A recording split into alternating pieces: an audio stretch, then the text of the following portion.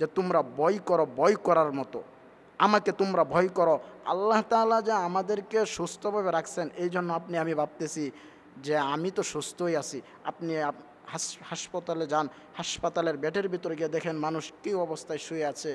আপনি বিভিন্ন বৃদ্ধাশ্রম এরকমভাবে যান, দেখেন তারা কী অবস্থায় আছে। কিন্তু আল্লাহ তাআলা আপনাকে আমাকে সুস্থ রাখছেন, এই বিধায় আমি সুস্থতা থাকার পরেও আল্লাহ তাআলার ইবাদতের জন্য আল্লাহ তাআলা আমাকে আপনাকে বানাইছেন। কিন্তু আল্লাহ তাআলার ইবাদত বাদ দিয়ে আর্জেন্টিনা ব্রাজিলকে সাপোর্ট করে আপনারা আমার জীবনটাই পরিপূর্ণ বরবাদ করে দিচ্ছে। আজকে আমরা কী অবস্থায় আছি একটু যদি আমি চিন্তা করি, তাহলে আপনার আর আমার অবস্থা কীরকম হয়ে যাবে। আজকে আমরা এরকম একটি দেশে বসবাস করি, যেই দেশে আজকে আমরা স্বাধীনতাভাবে চলতে পারি না। কিন্তু স্বাধীন দেশ হিসাবে আমরা আজকে বাংলাদেশে, কিন্তু স্বাধীন দেশ হলে কিবে, কিন্তু আমরা স্বাধীনভাবে চলতে পারি না। আজকে দেশের এরকম এক পরিস্থিতি, দেশের এরকম এক অবস্থা আজকে আমাদের মাঝে দাঁড়াইছে যে আজকে আমরা মুসলমানের ঘরে জন্ম নিয়ে সে মুসলমান আজকে আমরা দাবি করি, কিন্তু মুসলমানের যে কাজ ছিল সেই কাজ আজকে আমি পরিপূর্ণভাবে আদায় করতে পারতেছি না।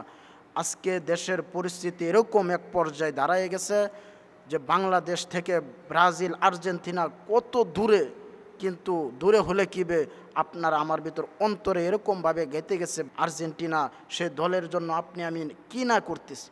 এরকমও মানুষ দেখা যাইতেছে ফেসবুক ইউটিউবে দেখা যায় তাদের জমি জামা বন্ধক রেখে এরকম লোন, বিভিন্নভাবে টাকা পয়সা লোন তুলে সে যে আর্জেন্টিনার সাপোর্ট করে, ব্রাজিল সাপোর্ট করে, সেটা সে প্রকাশ করার জন্য পুরা বাড়ি এরকমভাবে আর্জেন্টিনা রং করা হয়েছে, পতাকা টানানো হয়েছে। শুধু তাই নয়, তার পুরা বডিতে সে জামা এরকমভাবে আর্জেন্টিনার করে ফেলছে। শুধু আর্জেন্টিনা বলতেছি, শুধু এটা নয়, ব্রাজিলরাও একই কাজ করেছে। আজকে দেখেন কিছুদিন আগে আমাদের যাত্রাবাড়ি ফ্লাইওভারে লা ইলাহা ইল্লাল্লাহু মুহাম্মাদুর রাসূলুল্লাহর পতাকা উড়ানো হয়েছে। সেই পতাকা আজকে আমরা মুসলমানের দেশে থাকি, আমাদের ধর্ম ইসলাম, আমাদের প্রথম কালিমা হলো লা ইলাহা ইল্লাল্লাহ মুহাম্মাদুর রাসূলুল্লাহ। সেই কালিমা তারা টানাইছে, কিন্তু সেই কালিমা আমাদের মুসলমানের দেশে থাকার পরেও কিছু কুলঙ্করের বাচ্চা সেই কালিমাকে নামাই ফেলতেছে। আমি এই দেশে বসবাস করে সেই দেশকে এতভাবে ভালোবেসতেছি, মহব্বত করতেছি। এরকমও আছে ব্রাজিল আর্জেন্টিনা বাংলাদেশ নামে যে একটি দেশ আছে, সেটাও তারা বলতে পারে না। আমাদের ম্যাপে দেখা যায় বাংলাদেশ এত ছোট পরিমাণের দেশ, আর ব্রাজিল আর্জেন্টিনা তারা বলতেও পারবে না বাংলাদেশ নামে একটি দেশ আছে। অনেক ব্রাজিলরাও বলতে পারবে না, কিন্তু আমরা ব্রাজিলের জন্য আর্জেন্টিনার জন্য জান প্রাণ দিয়ে দিচ্ছি। সম্মানিত হাজিরিন ভাইরা, এই জন্য নিজেকে একটু চিন্তা করুন, নিজের ভিতরে একটু ভয়ভীতি ঢুকান। আল্লাহ তাআলা বলছেন, ইয়া আইয়ুহাল্লাযীনা আমানুত্তাকুল্লাহ হাক্কা তুকাতিহি ওয়ালা তামুতুন্না ইল্লা ওয়া আনতুম মুসলিমুন, যে তোমরা ভয় করো, ভয় করার মতো আমাকে তোমরা ভয় করো। আল্লাহ তাআলা যে আমাদেরকে সুস্থভাবে রাখছেন, এই জন্য আমি ভাবতেছি যে আমি তো সুস্থই আছি। আপনি হাসপাতালে যান, হাসপাতালের বেডের ভিতরে গিয়ে দেখেন মানুষ কী অবস্থায় শুয়ে আছে। আপনি বিভিন্ন বৃদ্ধাশ্রম এরকমভাবে যান, দেখেন তারা কী অবস্থায় আছে। কিন্তু আল্লাহ তাআলা আপনাকে আমাকে সুস্থ রাখছেন, এই বিধায় আমি সুস্থতা থাকার পরেও আল্লাহ তাআলার ইবাদতের জন্য আল্লাহ তাআলা আমাকে আপনাকে বানাইছেন। কিন্তু আল্লাহ তাআলার ইবাদত বাদ দিয়ে আর্জেন্টিনা ব্রাজিলকে সাপোর্ট করে আপনারা আমার জীবনটাই পরিপূর্ণ বরবাদ করে দিচ্ছে। সম্মানিত মুসল্লিনে কেরাম, এই জন্য আমি এতটুকুই বলবো যে নিজের অন্তর দিয়ে হলেও একটু চিন্তা করেন যে কোথায় ব্রাজিল, কোথায় আর্জেন্টিনা, আর আপনি কোথায়। এই মুসলমানের দেশে থাকার পরেও আজকে কিছু কুলাঙ্গারের বাচ্চা এই মুসলমানের ঘরের সন্তান, মুসলমানের ঘরে জন্ম নেওয়ার পরেও তাদের কালচার এরকমভাবে তাদের ভিতরে আর্জেন্টিনা, ব্রাজিল, বিভিন্ন দেশের পরিস্থিতি তাদেরকে নষ্ট করে ফেলছে।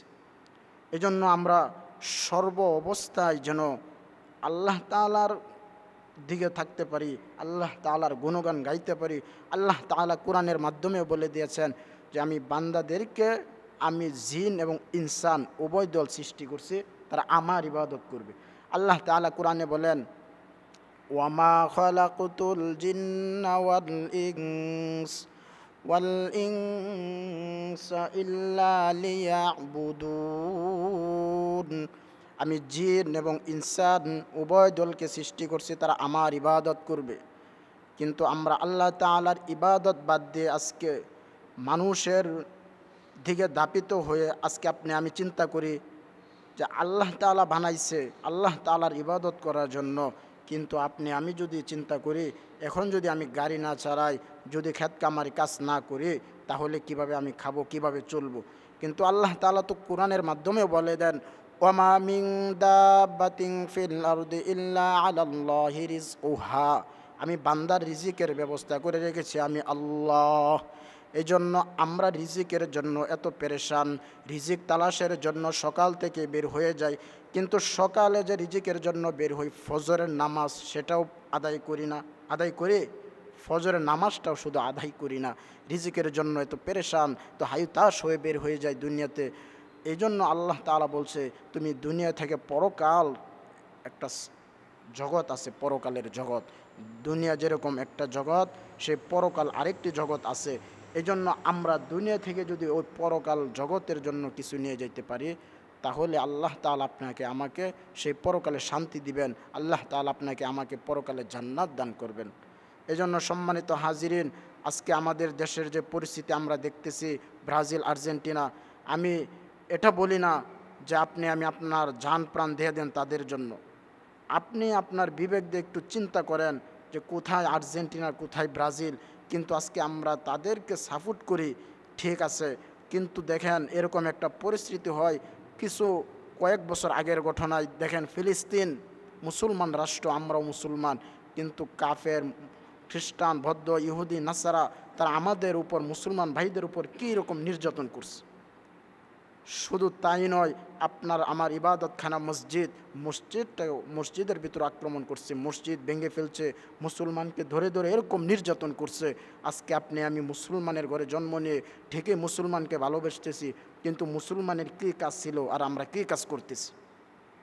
মুসলমানের তো এই কাজ ছিল না যে তারা আর্জেন্টিনার নিয়ে দৌড় পারবে, ব্রাজিল নিয়ে দৌড় পারবে, তারা এরকমভাবে বিভিন্ন খারাপ কাজে লিপ্ত থাকবে। মুসলমানের এই কাজ না, মুসলমানের কাজ হলো আল্লাহ তাআলা আপনাকে আমাকে দুনিয়াতে পাঠাইছেন তার ইবাদতের জন্য। আল্লাহ তাআলা আপনাকে আমাকে বানাইছেন যে তার ইবাদত করব, পরকালেও শান্তি পাবো, দুনিয়া থেকেও শান্তি নিয়ে যাব। এই জন্য আল্লাহ তাআলা যখন আল্লাহ রাসূল সাল্লাল্লাহু আলাইহি সাল্লামকে দুনিয়াতে পাঠাইছে, শুধু আল্লাহ রাসূল সাল্লাল্লাহু আলাইহি সাল্লাম দুনিয়াতে এসে মানুষদেরকে আল্লাহ তাআলারই দাওয়াত দিছে। এই জন্য আমরা যেন ভালোভাবে চলতে পারি, আল্লাহ তাআলার গুণগান গাইতে পারি, আল্লাহ তাআলার ইবাদতে যেন মশগুল থাকতে পারি, সেভাবে যেন আমি আপনি পরবর্তী যে জিন্দেগি আছে, পরবর্তী সময় আল্লাহ তাআলা যেন আমাদেরকে সেই পরবর্তী সময়ে, পরবর্তী জিন্দেগি, পরবর্তী যে সময়টুকু আপনার আমার সামনে আসতেছে, সে সময় যেন আপনি আমি ভালোভাবে চলতে পারি। আল্লাহ তাআলা আমাদের সবাইকে সেই তৌফিক দান করুক। সকলে বলি আমিন।